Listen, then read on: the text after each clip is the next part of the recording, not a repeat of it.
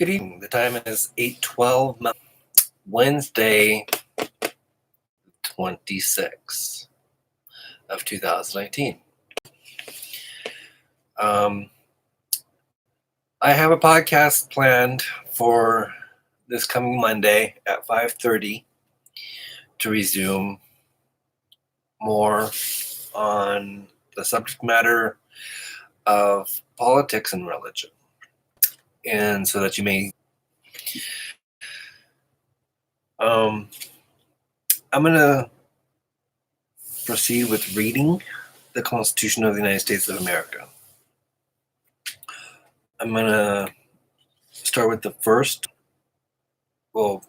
beginning of the first article, before the first article, where we, the people of the United States, in order to form a more perfect union, establish justice, ensure domestic tranquility, provide for the common defense, promote the general welfare, and secure the blessings of liberty to ourselves and our posterity, do ordain and establish this Constitution for the United States of America.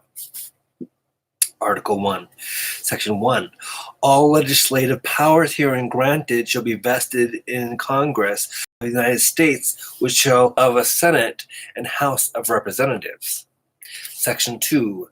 The House of Representatives shall be composed of members chosen every second year by the people of the several states, and the electors in each state shall have the qualifications requisite for electors of the most numerous branch of the state legislature.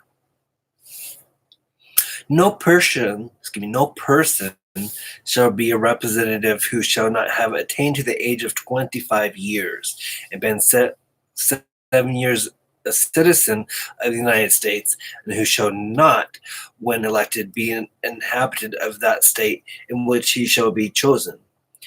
Representatives and direct taxes shall be apportioned among the several states, which may be included within their respective numbers,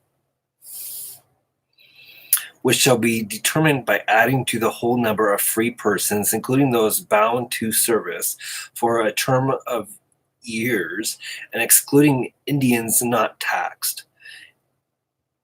3/5 of all other persons. The actual enumeration shall be made within 3 years after the first meeting of the Congress of the United States, and within every subsequent term of 10 years, in such manner as they shall be law direct. The number of representatives shall not exceed 1 for every 30,000, but each state shall have at least 1 representative, and until such enumeration shall be made. The state of New Hampshire shall be entitled to choose 3 magistrates. New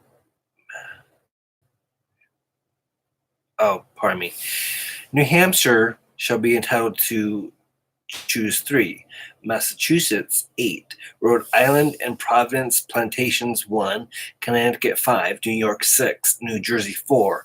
Pennsylvania 8. Delaware 1. Maryland 6. Virginia 10. North Carolina 5. South Carolina 5. And Georgia 3.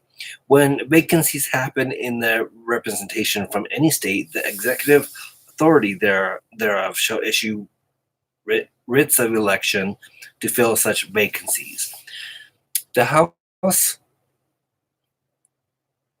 of Representatives shall choose their speaker and other officers, and shall have the sole power of impeachment. Section 3. The Senate of the United States shall be composed of 2 senators from each state, chosen by the legislature thereof for 6 years, and each senator shall have 1 vote. Immediately after they shall be assembled, in consequence of the first election, they shall be divided as equally as may be into 3 classes. The seats of the senators of the first class shall be vacated at the expiration of the second year, of the second class at the expiration of the 4th year, and of the third class at the expiration of the 6th year, so that 1/3 may be chosen every 2nd year, and if vacancies happen by resignation or otherwise during the recess of the legislature of any state, the executive thereof may make temporary appointments until the next meeting of the legislature, which shall then fill such vacancies. No person shall be a senator who shall not have attained to the age of 30 years and been 9 years a citizen of the United States, and who shall not, when elected, be an inhabitant of that state for which he shall be chosen. The Vice President of the United States shall be President of the Senate, but shall have no vote unless they be equally divided. The Senate shall choose their other officers and also a President pro tempore in the absence of the Vice President, or when he shall exercise the office of President of the United States.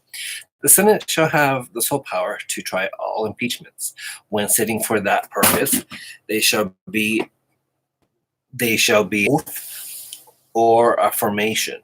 When the President of the United States is tried, the Chief Justice shall preside, and no person shall be convicted without the concurrence of 2/3 of the members present.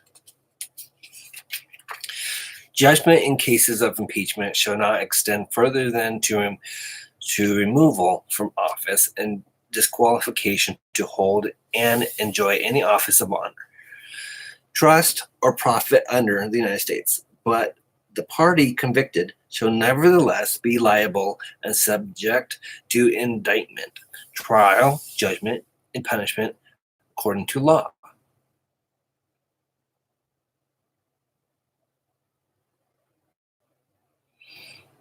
Section 4.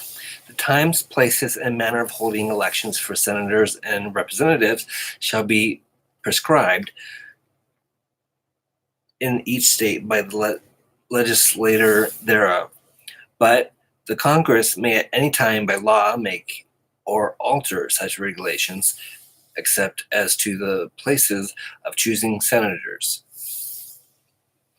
The Congress shall assemble at least once in every year, and such meeting shall be on the first Monday in December, unless they shall by law appoint a different day. Section 5. Each house shall be the judge of the elections, returns, and qualifications of its own members, and a majority of each shall constitute a quorum to do business, but a smaller number may adjourn from day to day, may be authorized to compel the attendance of absent members in such manner and under such penalties as each house may provide. Each house may determine the rules of its proceedings, punish its members for disorderly behavior, and with concurrence of 2/3 expel a member. Each house shall keep a journal of its proceedings, and from time to time publish the same, excepting such parts as may in their judgment require secrecy. And the yeas and nays of the members of either house on any question shall, at the desire of 1/5 of those present, be entered on the journal. Neither house during the session of Congress shall, without the consent of the other, adjourn for more than 3 days, nor to any other place than that in which the two houses shall be sitting. Section 6. The senators and representatives shall receive a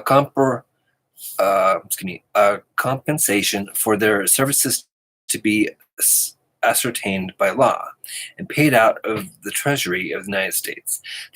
They shall, in all cases except treason, felony, and breach of the peace, be privileged from arrest during their attendance at the session of the representative houses and going to and returning from the same, and for any speech or debate in either house, they should not be questioned in any other place.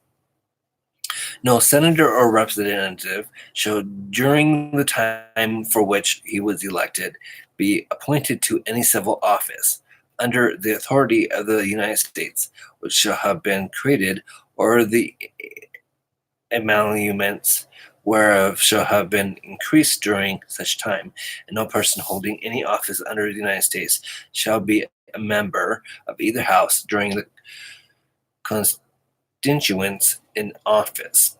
Section 7.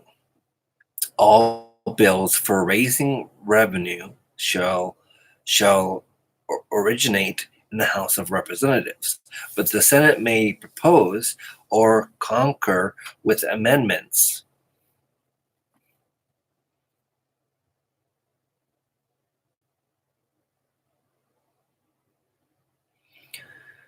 Propose or concur with amendments as on other bills. Every bill which shall have passed the House of Representatives and the Senate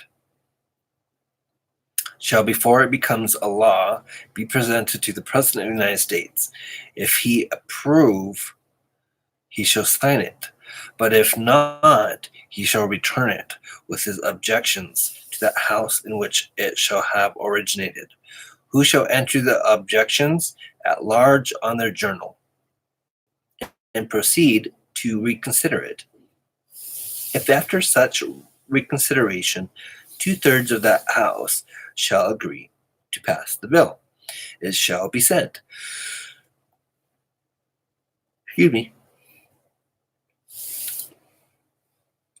Together, it shall be sent together with the objections to the other house, by which it shall likewise be reconsidered, and if approved by 2/3 of that house, it shall become a law. But in all such cases, the votes of both houses shall be determined by yeas and nays, and the names of the persons voting for and against the bill shall be entered on the journal of each house respectively. If any bill shall not be returned by the president within 10 days, Sundays excepted, after it shall have been presented to him, the same shall be a law in like manner as if he had signed it, unless the Congress by their adjournment prevent its return, in which case it shall not be a law.